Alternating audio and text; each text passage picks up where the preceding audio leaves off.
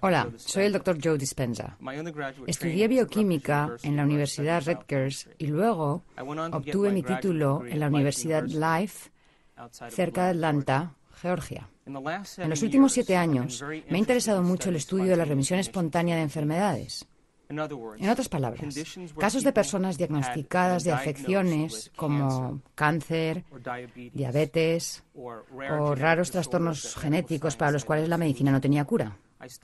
Estudié a gente con trastornos cardiovasculares como taquicardia o arritmia, hipertensión, a gente que tenía elevados niveles de colesterol, enfisema, problemas endocrinos como trastornos tiroideos, y me interesaba saber si existían factores en común entre estas personas.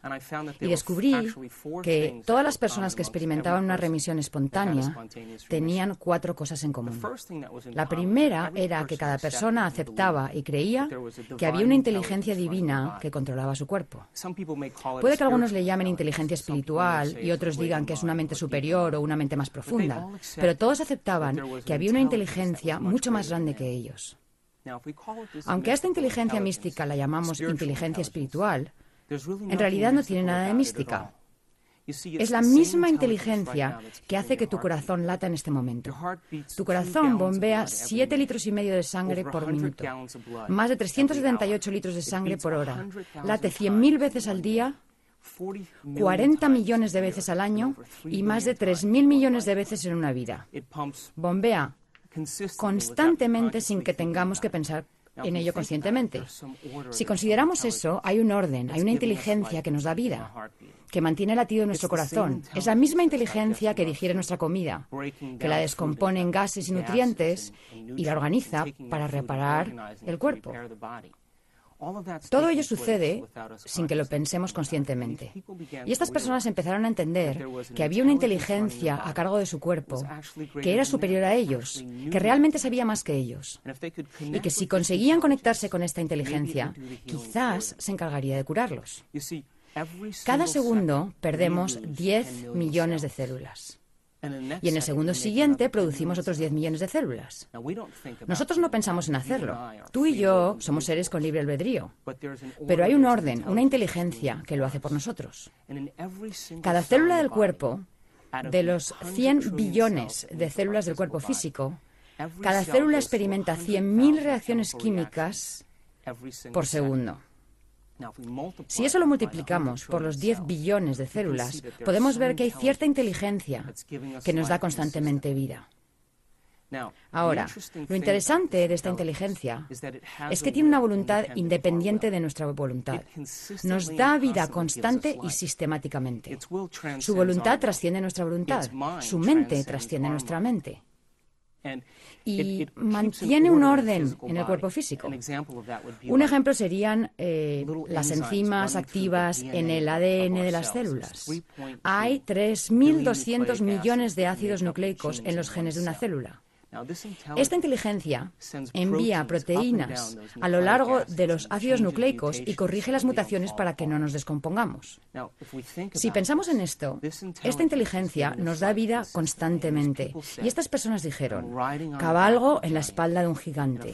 Y si puedo aprender a conectarme con esta inteligencia, ella me sanará. Eso es lo primero que aceptaron todos. Lo segundo fue que todos creían que sus pensamientos, su modo de pensar, su mentalidad a la larga contribuía, de hecho, a su enfermedad. Y dijeron, si mis pensamientos contribuyen a mi enfermedad, tal vez deba cambiar el modo de pensar que tuve estos últimos años. Cada vez que pensamos, fabricamos una sustancia química. Si nuestros pensamientos son buenos o elevados o felices, fabricamos sustancias químicas que nos hacen sentir bien o felices. Y si nuestros pensamientos son negativos o malos o de inseguridad, fabricamos sustancias químicas que nos hacen sentir exactamente como pensamos. Cada sustancia que se libera en el cerebro es literalmente un mensaje que alimenta al cuerpo físico. Y ahora el cuerpo empieza a sentir como piensa. Cuando empezamos a sentir como pensamos, sucede algo asombroso. El cerebro, que está en comunicación constante con el cuerpo, Consulta con el cuerpo y empieza a pensar de la manera en que sentimos, lo que a su vez fabrica más sustancias químicas que nos permiten sentirnos como pensamos y pensar como sentimos. Y quedamos atrapados en el ciclo de pensar y sentir entre el cerebro y el cuerpo. La consecuencia indirecta final de esto es que creamos un estado de ser y ese estado de ser se convierte en nuestro modo de pensar. En otras palabras, los sentimientos se convierten en nuestro modo de pensar. Y cuando los sentimientos se convierten en nuestro modo de pensar, estamos atrapados en un ciclo donde el cuerpo literalmente piensa por nosotros. Estas personas razonaron y dijeron, si mis pensamientos han creado esta enfermedad y mis pensamientos crean estas sustancias químicas que me hacen sentir de cierta manera y comportarme de cierta manera, tendré que cambiar mi modo de pensar. Entonces se propusieron interrumpir el proceso. Eso era lo segundo que tenían en común. Lo tercero en común, que encuentro realmente asombroso, es que estas personas decidieron que para interrumpir su proceso de pensamiento tenían que reinventarse a sí mismos. Tenían que convertirse en otra persona. Y cuando empezaron a pensar en quiénes querían ser, pararon el ciclo continuo de reacciones entre pensar y sentir y se hicieron algunas preguntas importantes. Preguntas como estas. ¿Cómo sería ser una persona feliz? ¿A quién conozco en mi vida que sea feliz? ¿Qué tendría que cambiar en mí para ser una persona diferente? ¿A quién de la antigüedad admiro, que haya sido magnífico, que yo haya estudiado, cuyas habilidades y virtudes pudiera aplicar para empezar a formular un nuevo ideal de mí mismo o de mí misma? Estas personas se pusieron a contemplar los supuestos, las posibilidades, los potenciales de quienes querían llegar a ser. Y a medida que lo hacían, su cerebro empezó a cambiar. Empezaron a pensar de otro modo. Y el proceso de pensamiento empezó a formar conexiones en su cerebro que se convirtieron en una plataforma para su modo de ser. De modo que empezaron a acumular información, empezaron a examinar opciones diferentes al modo de ser que habían sostenido durante los últimos años de su vida. Lo último que tenían en común, la cuarta cosa, es que cuando estas personas se reinventaron a sí mismas, pasaban largos ratos sin tener noción del tiempo y del espacio. En otras palabras, se hallaban tan absortas en lo que estaban pensando, tan sumidas en su metamorfosis, que cuando abrían los ojos, o encendían la luz de la habitación, o se destapaban los ojos, les había parecido 5 minutos, pero había pasado 1 hora y media o 2 horas. Y se habían sumido tanto en lo que pensaban que perdieron la noción del tiempo y del espacio. Perdieron la noción de las reacciones continuas que se dan entre el cuerpo y el cerebro. Perdieron la noción de la respuesta que el cerebro recibe siempre de su entorno. Y perdieron la noción del tiempo. El cerebro procesa unos 400.000 millones de bits de información por segundo. Pero solo somos conscientes de unos 2.000 de esos 400.000 millones. Ahora, esos 2.000 bits de información, donde está presente nuestra conciencia, solo tienen que ver con 3 cosas.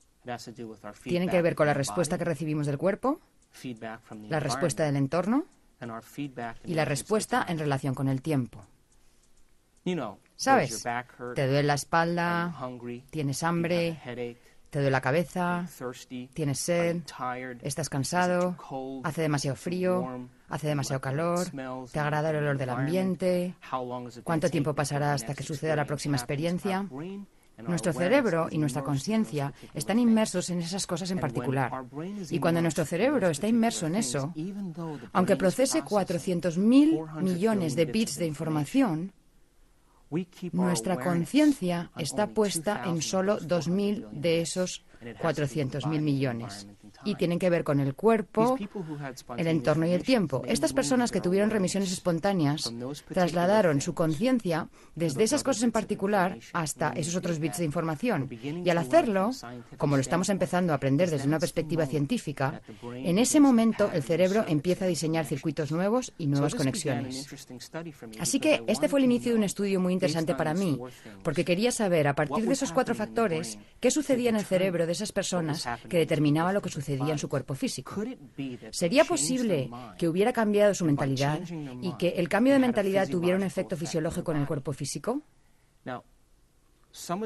Algunas de estas personas no eran vegetarianas, no usaban cristales, no ayunaban, no acudían a terapias alternativas. Lo único que hicieron fue cambiar su mentalidad. Y al cambiar su mentalidad, se produjeron resultados tangibles en sus vidas. Entonces inicié el proceso de entender cómo el cerebro crea nuevos circuitos y nuevas conexiones. Ahora, quiero hablar un poco acerca de cómo ha progresado la ciencia en los últimos 200 años y lo relacionaré con nuestra comprensión del cerebro. En el siglo XVII vivió un hombre llamado Descartes. Era un científico francés. Un día estaba sentado junto a una fuente y trataba de entender la naturaleza de la realidad. Sentado junto a la fuente dijo: vaya, me cuesta integrar estas dos ideas.